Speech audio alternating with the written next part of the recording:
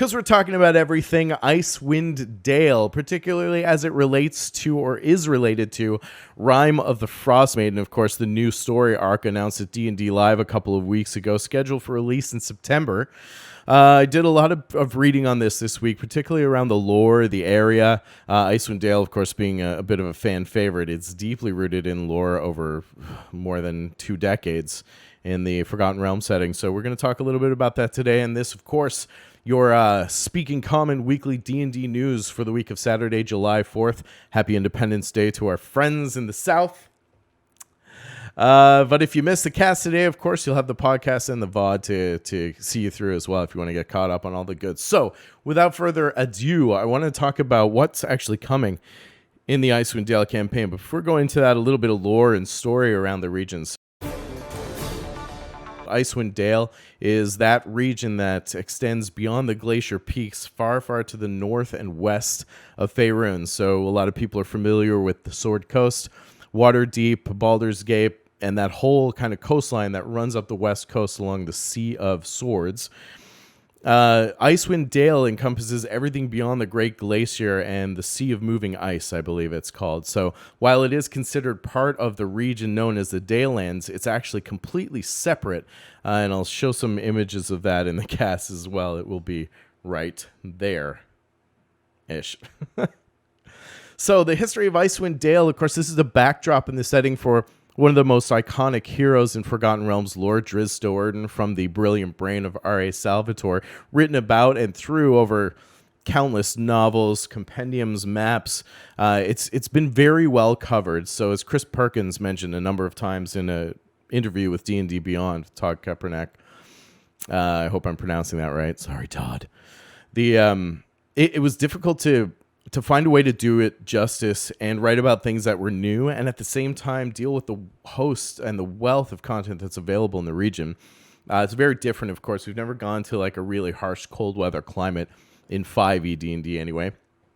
And before we go too far on that, I did report last week that when the rumors were kind of surfacing around Icewind Dale being the next story arc, that it makes sense because it correlates with the launch of Dark Alliance, which is coming up later this year, the video game from 2 games, which centers around Drizzt Do'Urden and his companions of, Bruenor Battlehammer, Catti Bree, Wulfgar, and, his story. But the events in Drizzt Do'Urden's time take place about a century before the events in Icewind Dale, Rime of the Frostmaiden. So there's not going to be any crossover really, or it eliminates any kind of crossover in those storylines and arcs, which I think is a good thing because that is so heavily not only beloved, but so well covered that it would really kind of constrict the type of content that I think they would be able to tackle in Icewind Dale because so much of it would have been rooted in previous lore. And I understand if they wanted to start with something a little bit more fresh. So not likely that there will be any crossover in Drizzt Do'Urden's timeline and the new coming story arc with Icewind Dale. But that said, Drizzt is obviously legendary. His impact and influence and saga will definitely resonate. So people in 10 towns and the areas that make their home, or the citizens that make their home in Icewind Dale, will certainly have known about Drizzt Do'Urden. So we might see features of the story surface in that type of lens. So yeah, not likely to intersect with the Dark Alliance timeline. That video game and this arc should be kept primarily separate, which I think is good because I'm fine with them, as a marketing minded person, leveraging these things to platform new products. But I don't like it when they create 2 different versions of the same story. So I like that they'll be separate, at least narratively.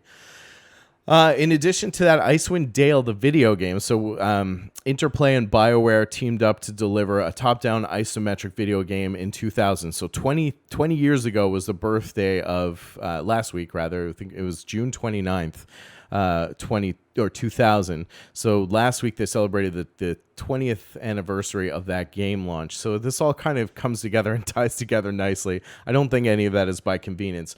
Of course, the game I'm talking about, not the setting of Icewind Dale. The setting of Icewind Dale goes back way before, the early days of Dungeons and Dragons in the late 70s. So the origins of Icewind Dale, though, as a narrative setting, continues all the way back into those modules, mid to late 80s, early 90s. that is to say that Icewind Dale and all of its glory as a region, the cultures, the tribes, the challenges, and I guess the bestiary that exists there, is something that's been depicted many, many times. And Chris Perkins said that was part of the challenge they had when writing it, because it had been so ingrained. But he did say that we can expect this to be a completely fresh take on Icewind Dale. So if you are a fan of the previous games, or you've been doing some reading on some of the upcoming games, we can be hopeful that this will be a completely different take on and treatment of that region. So it won't, be complementary, we'll say, rather than more of the same that you might be used to. So like I said, this is part of the Dales, but it's separate by the Great Glacier up north, so it's completely segregated from the land. The only real way in is from by ship through the Sea of Moving Ice, which obviously is a treacherous journey, particularly in this type of setting. But the primary civilization in the Icewind Dales, or the primary settlement, surrounds a cluster of towns called 10 Towns. This is where the idea of 10 Towns comes through, that you may be aware of if you've been watching or listening or reading up on the product. So 10 Towns it began as encampments and settlers as people first began to pioneer the environment of Icewind Dale. Those camps started to grow out, become tent towns, become more robust settlements, and over time those settlements evolve into fortified camps, and those camps become villages, towns, and settlements, and over time they spread, just like any urban sprawl you'd see maybe on a slower scale, to become proper towns and villages. And this was the evolution that 10 Towns undertook. And the 10 Towns, of course, are spread out around that main chunk of land region in Icewind Dale. Like I said, it's just east of the Sea of Moving Ice, which keeps it completely segregated and isolated from the Dale lands and anything else below. So the 10 towns, actually the biggest of the 10 towns, to give you an idea of the population, is 12,000 people. 1,200 people. The biggest population is 1,200 people. And the 10 towns comprise of Bremen, Brynshander, which is the largest, Caer Dunaval, Caer Conig, Duggan's Hole, Goodmead, East Haven, Tourmaline, Targos, and Lonelywood. As I mentioned, Brynshander is off the main ride leading from the Sea of Moving Ice. So if you were to take the main road, once you land at Icewind Dale and travel it, it would end at Brynshander. And the other 9 towns are sort of offshoots of that. So Brynshander really forms the keystone or the backbone of Icewind Dale population and the culture in these towns and how they all kind of work together. They all draw back to or from Brynshander. Most of them, of course, are built on frozen water bodies. Everything is totally glacial, so you won't see a lot of pond life or open water. You'll see frozen water bodies to which most of these towns are adjacent for resources, travel, and things like that. And they're governed by a collective of speakers. So this is the measure of their democracy in 10 towns. Each town has an elected speaker, and that council of speaker determines how the population is best suited, what decisions should be made or turned to best benefit the collective of 10 towns. So that's important because they're self-reliant, and a big part of their survival or success in Icewind Dale relies specifically on their ability to fish, to harvest the land, to harvest and create crops, things like that. So when we come into Icewind Dale Rime of the Frostmaiden, that's going to come into play as how that plot unfolds. Clearly, an environment like this that is so far segregated and just frost-swept or snow-swept presents some pretty significant and interesting environmental hazards. And Chris Perkins has been pretty open about this in more than a couple of interviews about the new adventure arc. Some of the first settlers in Icewind Dale, before it was really even populated, were the clans of the Reghead Nomads, or the Reghead Nomads, and these, for which they are the tribe for which the mountain ranges are named in Icewind Dale. So presumably there might be some play there, whether the nomadic, tendencies of that tribe come into play, and how they are clearly independent. They don't really side with 10 towns. They're more or less autonomous, and I think that could introduce some pretty interesting arcs for side hooks and diplomacy in the new story arc too. So, as I mentioned, the environment's rife with environmental dangers. We'll come into that in a bit, but things like blizzards, avalanches, whiteouts, squalls, all of those have been actually mentioned to be built into the new adventure as completely new mechanics. So if you're a fan of weather, which I am, I always like to tell my players what the weather's like on the day of and how it's changing throughout the day.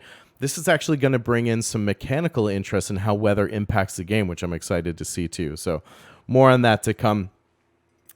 The Reged Nomads, as they've been described by Jeremy Crawford, sounds very wildling-esque. So they're free folk. They're very self-liberated, self-sufficient, individualized. Had a very wildling from Game of Thrones feel for me. So I think we can expect something like that. The free folk, north of the wall, if you will. So I think they're going to have flavors of that and add some really interesting dynamics that way.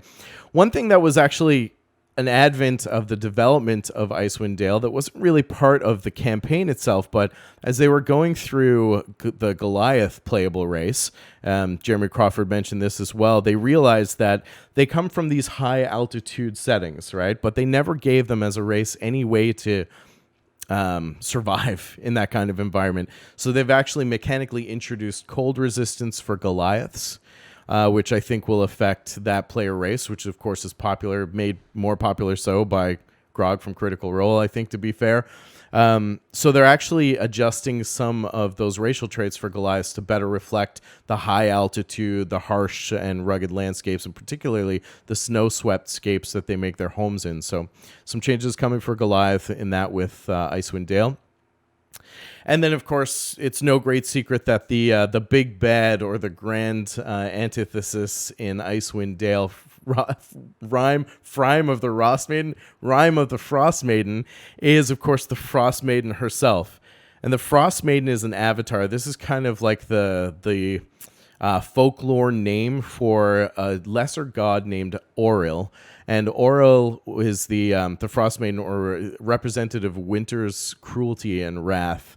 And she takes this form as her, let's say, common avatar as the Frostmaiden. So the image that you see on the front cover is actually one of her forms. It's her most primal form, this kind of great horned, snowy owl beast looking thing. That is the lesser god Auril. And lesser gods in the realms are the ones who are typically the architects of more mischief, and they tend to meddle and experiment on denizens of the realms, interfere with the normal course of life, whereas the gods kind of oversee and they don't really partake as much. But these lesser gods are the ones that are a little bit more unhinged, we'll say, and I think that sets the stage well for Auril, the Frostmaiden, to do her sinister work in this case. Actually, she was compared by Chris Perkins to Hela from Marvel's Avengers, the sister, I believe, or aunt. Anyway, I probably screwed that up. Sorry, Marvel fans. I'm definitely going to hear about it. But Thor and Loki in Ragnarok, I think, was her first appearance in the Marvel set of films for the Avengers. So Hela, which is Cate Blanchett's character, Perkins kind of tied Auril to her as far as, a peer-to-peer. So that's a little bit of lore around the campaign, where we're going to be drawing from, how the story is going to manifest, what types of things we can expect on a narrative base. So what about the actual new campaign itself? Well, let's talk about the new campaign, Icewind Dale, Rime of the Frostmaiden. I think I wanted to start by talking a little bit about the actual campaign itself now. So we got a little bit of lore. Obviously, the winter and the harsh circumstances that surround winter in Icewind Dale are unyielding. But in this case, what sets up the story is the fact that these conditions don't seem to be ending or don't seem to be yielding at all in a seasonal approach.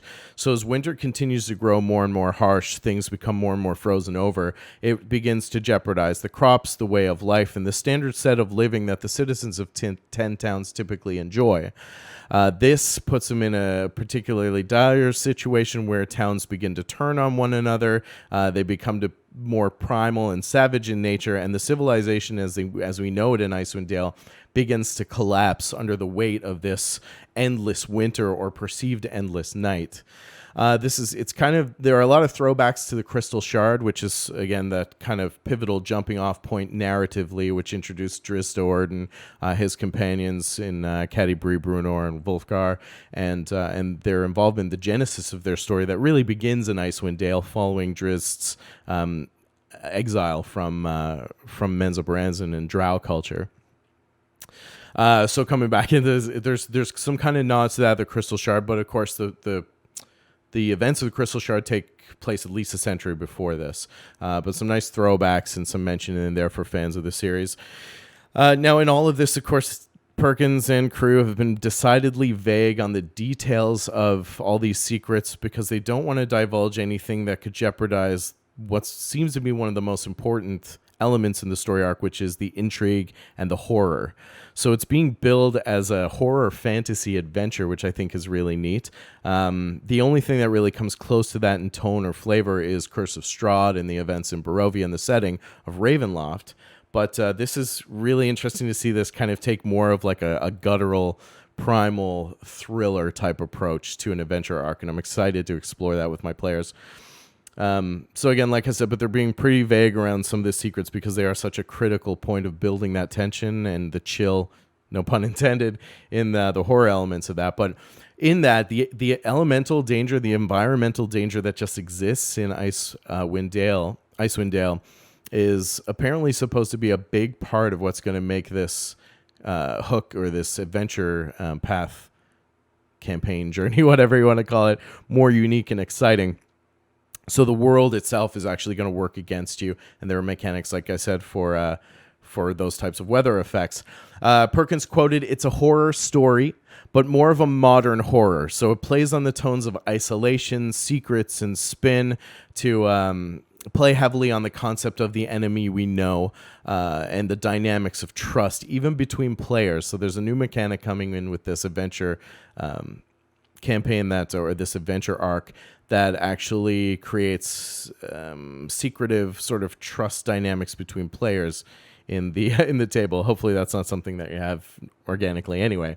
But really plays heavily on the obscurity and the uncertainty of the environment too. He's said several times, even just the fact that you can't really tell who's who when they're bundled up in cold weather gear, to the point where you might not even know if someone's a humanoid or a friendly until they're too close or you're in some sort of other reactive format. So it's interesting to think about. It might be the kind of scenario where you never really know who's friend or foe in that kind of environment. And then add on layers of, snow squalls, desolate, snowy wastelands, avalanches, cracked ice, shattered landscapes, and it becomes really trepidatious and frightening almost automatically. So I think this is interesting because it's really going to test game masters and their ability to build really creative, delicious horror and thriller tension that's going to be needed to really support this type of gameplay. So I think it's going to bring a lot of game masters out of their box as well. Again, those environmental dangers being a whole other system that play into the story. Perkins also suggested that, for example, watching John Carpenter's The Thing, if you're familiar with that old movie, would be good prep for Dungeon Masters. So a really kind of edge of your seat thriller type snowscape thriller setting. So he suggested that watching The Thing is good prep work for Dungeon Masters. If it gives you any indication on the type of thriller, the flair for horror that we can expect in Icewind Dale, Rime of the Frostmaiden. Furthermore, in a D&D Beyond interview with Chris Perkins, like I said, he really reiterated several times that this is going to be a completely fresh take on Icewind Dale, a region that has been very heavily storified and covered in a lot of ways. So Again, keeping in mind that there's a great focus on atmosphere, the environment, the weather effects. He said that one of the hardest parts about it was actually trying to whittle down the amount of content that's available, because Icewind Dale, particularly in 5e, has been so untested in a game sense. There were a lot of angles, a lot of hooks that they could have explored that they had to cut out. To me, what that says is I think we can expect this to be a cornucopia for third-party creators and independent writers. There seems to be an area that's rife with adventure potential, so we can look forward to that as well. He said there are nods to classic thrillers like Alien, Jaws, The Shining, and specifically he talked about one encounter where you can see something, no spoilers, a little bit of a spoiler, it's just one small encounter where you see something moving, so I'll give you a minute to mute if you don't want it. You see some movement below the ice and begins to crack, and a shark fin appears, very Jaws-esque, and it turns out to be a bullet who attacks the party. So, a light spoiler, but nothing too mired in story. But he was able to share that with us, which is pretty cool. So those kinds of, that sounds pretty basic the way I explain it, but I think, like I said, it's going to bring a lot of DMs and GMs out of their box and how they learn to create that kind of thriller tension and build suspense around those types of scenarios, so that you can bring the emotions from players that you want to really kind of feed that doubt and that trust and things like that. So the so it's centered mainly around the people of the 10 towns, as Perkin mentioned. They're the people themselves are obviously relatable. They're hardened by the lifestyle of Icewind Dale. They're very ground level things that players are intended to identify with. Like I said, everyone's so bundled in cold weather gear that when you're outside in the environment, it becomes extremely difficult to tell friend from foe, which I think will introduce some new dynamics to play with on that horror scale and develop thriller tension. There's a mix of scenery and more fleshed out contributors to the story and NPCs. So we're talking specifically about NPCs that players will encounter around 10 towns. There's a mix of some of them that are just kind of background supportive, of course, up to the GMs to really play out how they choose. And a mixture of ones that are a lot more fleshed out and linear in nature that are directly tied to the story. So he said they drew a lot from existing lore around 10 towns to build that out, because they didn't want to contravene anything that was either predetermined or coming out in future products too. So there's a lot of really great opportunity there. James Corp, thank you very much for the follow. Welcome. Good to see you in chat. I will take a minute after this segment. We'll go back through chat because I see a lot of activity there, which is great. Keep it up, gang. Love the interaction, and that's what I look forward to. So when we finish the segments, we'll go back. We'll have a chat about it too.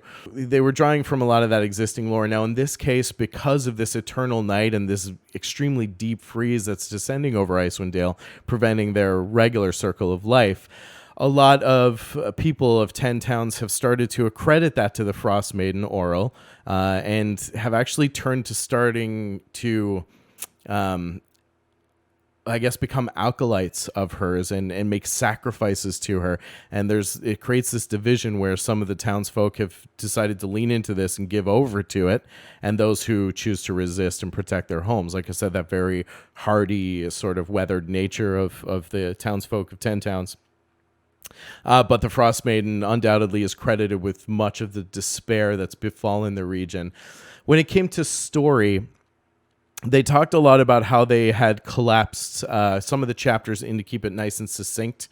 I don't think I mentioned this, but it is a 320-page compendium, so it's pretty rich. There's a lot of great content in there, and that's even after they had to whittle it down significantly. So Perkins was talking a little bit about how there was like a sandboxy sort of open experience that was left to, I guess, the devices of players and the DMs to define, and then it would go into a more linear section that was more anchored to the story, and then back into sandbox through to linear. And he said they felt that it was just really kind of up and down and didn't flow well. So what they did was they compiled the sandboxy type to front load that in the campaign and then lead into more of the linear story-based arcs. So what that should look like when the adventure drops in September is the earlier stages of the campaign are going to be a little bit more open, a little less driven, more sandboxy, more available to interpretation from DMs and the players, able for you to kind of play of. And then as the campaign progresses, it will start to focus down into the more arc-centric or arc-anchored story items and narrative. So we can expect that to flow a little bit better. That's something that he said they specifically worked on and collapsed those sandboxy elements up front in the narrative. He said that there was... it functions like a loose narrative with a host of episodic engagements. So there are side hooks. And he used the new Essentials kit as an example. So the Essentials kit is a little bit more focused around those episodic adventures. You can go in and out in between. They all tie together, but they're very non-linear. Perkins said that this is really like the next step beyond this. So an evolution of those mechanics in the Essentials kit, which clearly worked very well for that. A lot of players and DMs seem to like it. So they're starting to elevate those things that work and bring them more and more into these narrative arcs. The campaign itself, he said, is marked with some more showpieces. So they do have like some pretty big sprawling dungeons. There are little kind of day excursions, but in between there are definitely these engagements that are going to span multiple days. So it'll teach characters or players and DMs a little bit about pacing, making sure that, you know, you reserve some of your stores so that you can get through these longer engagements. And I think that's something to look forward to. So they're not divesting from these really great sweeping dungeon crawls and encounters. And some of them actually are going to be more milestone encounters that players can get into that are going to take several days of game time to play through. So they're going to have to be smart about how they're camping, how they're rationing their stores, their abilities and feats, and how they're using their downtime and short rests much better. And that speaks to me because I do find it's easy to get into this cadence of, you know, doing a short engagement and then everyone gets a long rest, and then you do another short engagement, everybody gets a long rest, and it doesn't really teach players anything about endurance or long time play, right? And kind of pacing themselves in those encounters. So I'm interested to see how that works out, especially when you can get hit with an avalanche or hit with a blizzard or something like that. He did say, of course, this has been announced that there's the one great location called the Caves of Hunger, which features heavily in this story. Might maybe play into some of those. And it's described overall as an adventure for levels 1 to 12 loosely. So that should give you an idea of how the campaign plays out. Like I think Tomb of Annihilation was 1 to 11, and Curse of Strahd I think was like 1 to 9 or 1 to 10. Storm King's Thunder I think was 9 to 17. So it'll give you an idea of where it sits in the length of the content. And when asked about the psychological elements of the horror, Perkins did say, like, don't worry, there is a happy ending if you make it all the way through and do all the right things. And it's a pretty decidedly vague and broad statement. But he did talk a lot about how this kind of entrapment of the thrill and the horror, there's a psychological and a physical aspect to it. So like I said, I think there's going to be a lot of things that are new for DMs to play with, and a lot of things that I'm really excited for in this new coming story arc. So I'm a big fan of the Icewind Dale setting. I'm a big fan of the history and lore that it's mired in, and I'm really excited to play there. I might not wait for Icewind Dale. I might start to develop a couple of things that are lead-in, but I will be running a community game when this launches, so keep that in mind. And if you would like to play in something like that, let me know. I think it'll be a lot of fun. I might do a couple of lead-up preambles to it, but I'll definitely be looking to run this when it launches on the 15th of September. And with that, let's talk a little bit more about the product and what we can expect to get our hot little hands on come September in the frozen wastes of Icewind Dale. When we go into the product, so first of all, it is scheduled for release and to be available September 15th. We don't really know how the current situation is going to play into the development of the hard copy, of course, but it's scheduled for release September 15th with a price tag of $29.99 US for the digital version and $49.95 US for the hardcover. Of course, pre-orders are available now on D&D Beyond, and it's listed on Amazon too, so choose your weapon, I suppose.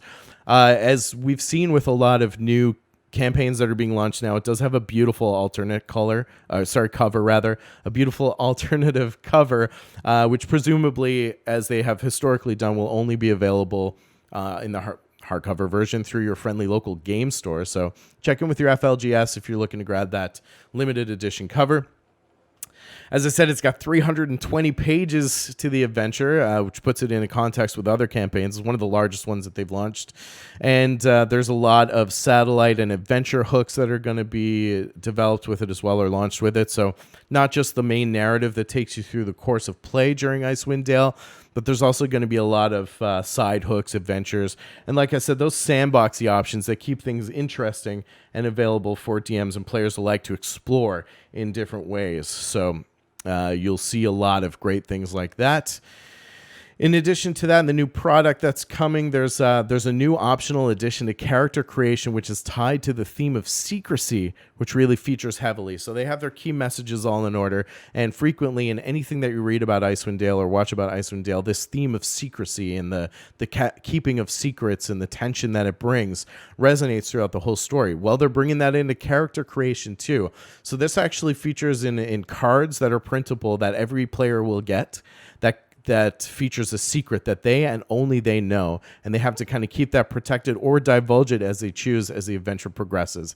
So that actually brings the theme of secrecy and trust into the player dynamic too. So I think that's something I'm looking forward to seeing. We do that regularly, I'm sure, in our backstories. I definitely encourage my characters to keep some secrets, some things sacred, let's say, in their backstory, but it's nice to have it formalized in a mechanic that might actually have some other tangible benefits in the game too, or create great tension, as we were talking about earlier.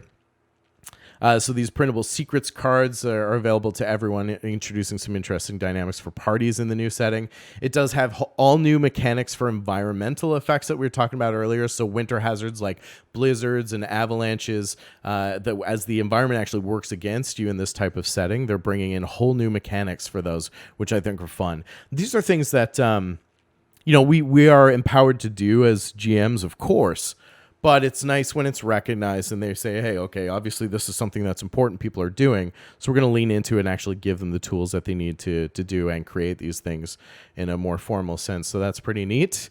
They teased multi-stage battle, particularly as it relates to Auril, so we can assume that at some point the players are going to face Auril, the Frostmaiden, and they talked about this taking place over several iterations of Auril. So the first being that great horned owl beast, or her more primal avatar for the prime material plane, as she manifests herself in the world of humanity. That's the first iteration. The second, as you battle through the campaign, they didn't say that this was part of one fight, but rather something that takes place through the campaign. The second is closer to her true power, which is her more demi-goddess or lesser god form, which is a female ethereal made from shards of spiked glass and crystalline ice. And the final is her essence, which is her host, basically her soul, that's encapsulated in a sacred gem in the center of a frozen lair.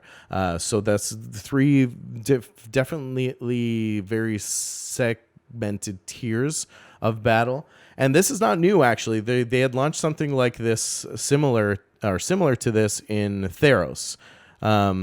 So the recent one, the MTG setting that just released, they actually have fights and have introduced god tier fights where your combatants actually shift and change tactics mid-battle, and their abilities change as well. So it's an interesting way to change it up for your players. If they get used to the abilities in a long kind of big bad fight, imagine if that just takes a totally different form, and with it comes a totally different set of abilities in the middle of the fight, which I think is a really cool dynamic to throw at your players in those big kind of epic scale battles. A big part of what accounts for the bulk in this campaign is the bestiary. So there's a whole new bestiary where they've treated new monsters for the campaign, or new creatures for the campaign. And in this interview, Perkins said that they wanted to focus on some cold-dwelling monsters because the monster manual doesn't really have a lot of that cold-specific beasts to bring into a campaign setting like this. So they had to develop that specifically for Icewind Dale. Thusly, the bestiary that's included is pretty huge. It's got, I think, 50-odd new creatures that are going to be introduced. One of them has been confirmed as a snow golem. Snow golem. The snowy owl bear, of course, which we've seen by now, a big part of the promotional materials. One of them too. So some of them have been confirmed. And of course, there is a stat block for Auril, the Frostmaiden herself. So this lesser god entity has her own stat block. Of course, it would be difficult to fight her if she didn't, I guess. So presumably, you're gonna go toe to toe with Auril unless your bard manages to seduce her. There's also a healthy host of magic and relics included in the game. They were very kind of close to the vest about this one. In fact, I got the impression that there's not a ton of magic being introduced into the game. The one thing that was teased so far was a ring of warmth, where you saw those two little polar bears and the fuzzy kind of ring. There was an image shared with it this week. That's not a new magic item. It's actually something that's in the DMG, the Dungeon Master's Guide today. So I think they may have done a lot of artwork around it. Perkins did say that another big part of the context of content that comes in that 320-page new adventure for Icewind Dale is really art too. There's a lot of art included also. So, which I think is cool. I mean, I don't think it's bloat. I think they've just included more visuals to make it a little bit more engaging. But he did say there's a selection of magic items and a handful of new spells.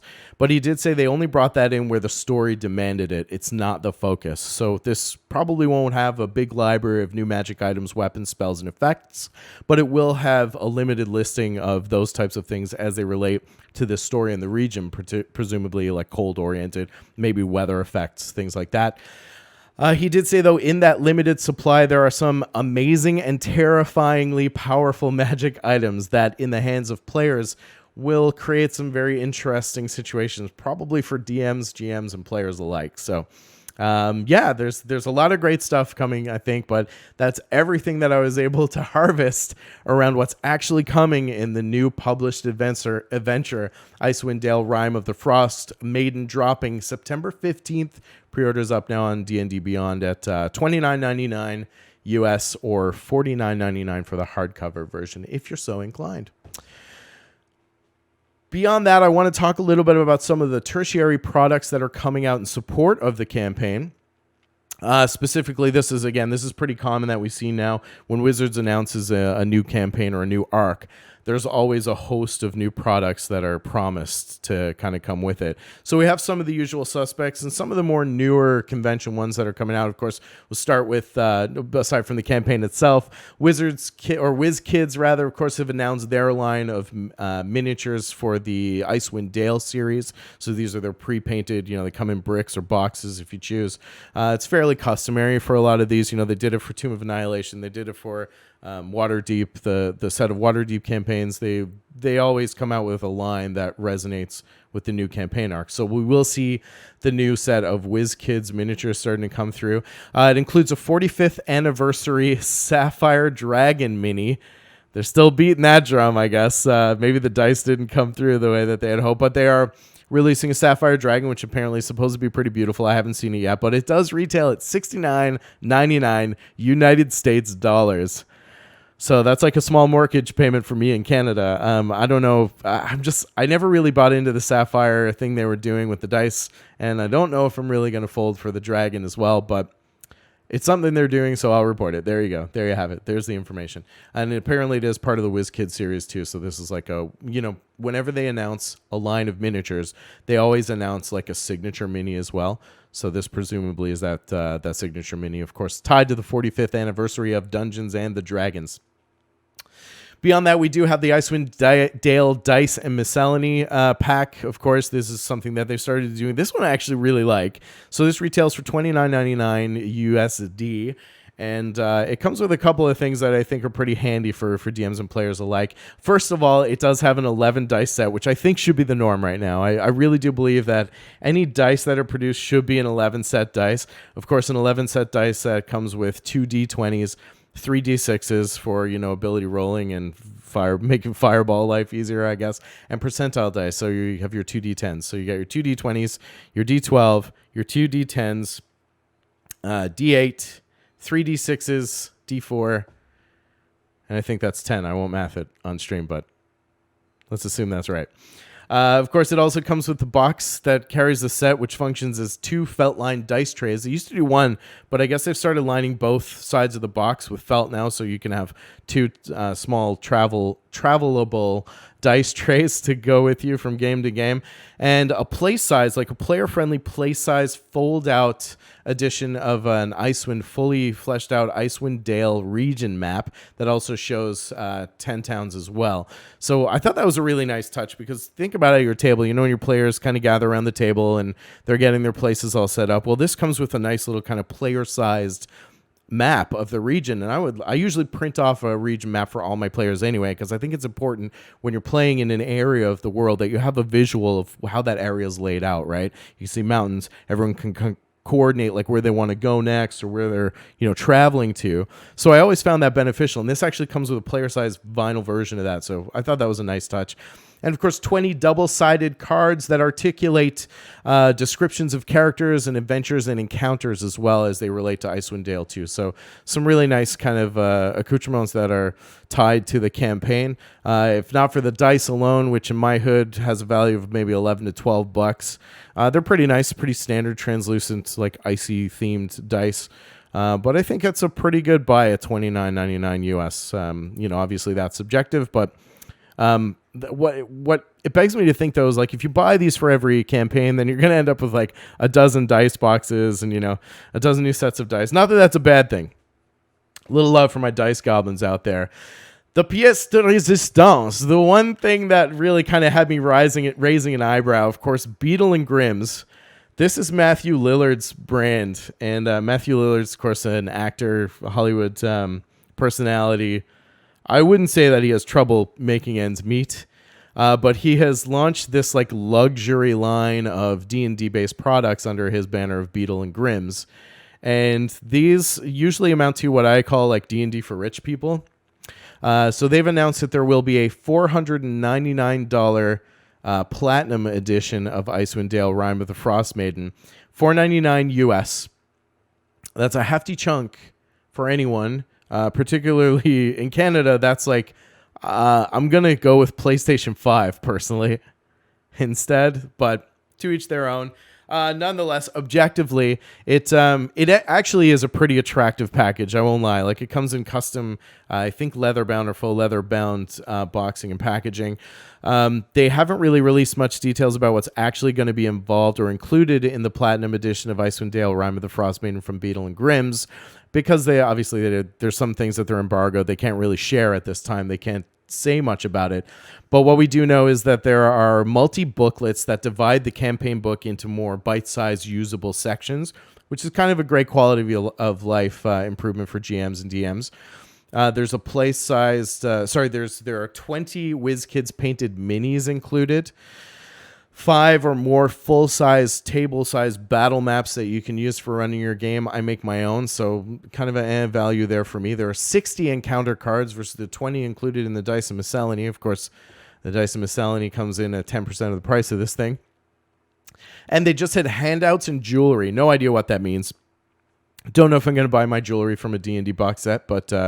there you have it. I guess there's some, they do have some nice kind of tokens. And we'll talk about the most recent example, which is Waterdeep Platinum kit in a second, just to contextualize that.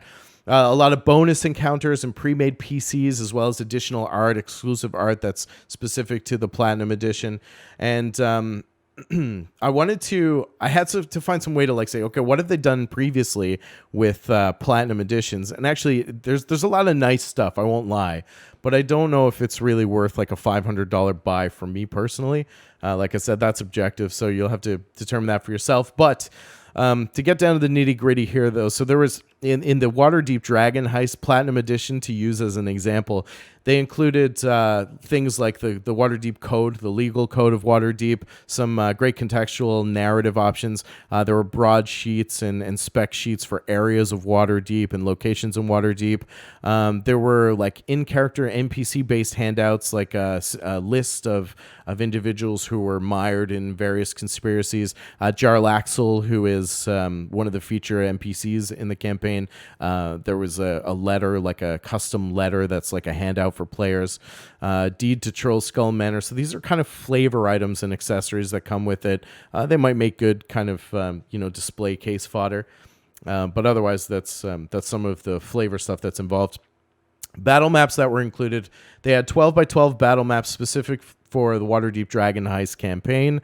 Kind of all played out. There were 4 12 by 24-inch reusable city maps and 3 12-inch by 12-inch interior maps for locations in Waterdeep, as well as some of the other battle areas or areas where battle might erupt to get you prepared and have some nice map work done for your table, which is great if you're playing in person, but it's a bit of a tougher sell these days because not many people are playing in person anymore. There you have it. There's some legacy maps, which are just general use kind of regional maps that have some replayability, like Waterdeep, the Harbor District, things like that. The minis that were included in the Waterdeep Platinum Edition included 1 Troll, 1 Beholder, 2 Mind Flayers, 4 Bugbears, 2 Drow, 2 Human Wizards, 2 Halfling Rogues, 2 Tiefling Sorcerers, 2 Dwarf Barbarians, 2 Elven Rangers, and 2 Air Genasi Rogues. So what I do like about this is they're pairing like groups of monsters, which are difficult to accumulate if you buy your own minis, right? Unless you buy them in groups like that. So at least they've taken some consideration there. And as I said, 20 fully painted WizKids official miniatures included in the box. That's probably the bulk of the value as well. Of course, the campaign's included also, so $50 value there, US, if you want to put it that way. 40 encounter cards with a whole host of creatures that feature through the campaign. And then we talk about jewelry that I mentioned a minute ago that are available in Icewind Dale. Well, the hardware that was included with Waterdeep, there was like a badge of the watch, which is the watch of Waterdeep, their crusted sigil. There's a Harper's pin, which of course that crescent moon and harp, gold and silver. I don't know if it was gold and silver in this. Oops. Nearly just dumped my coffee on my lap.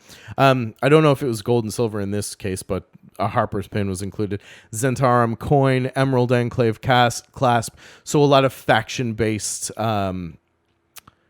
accessories. Of course, Waterdeep Dragon Heist being a very faction-based campaign. So presumably there'll be things like that. And then, like I said, there's a whole host of bonus artwork, bonus encounters, and pre-made characters. There was a new DM screen included with Beadle GRimms Platinum Edition of Waterdeep Dragon Heist, and then the module itself.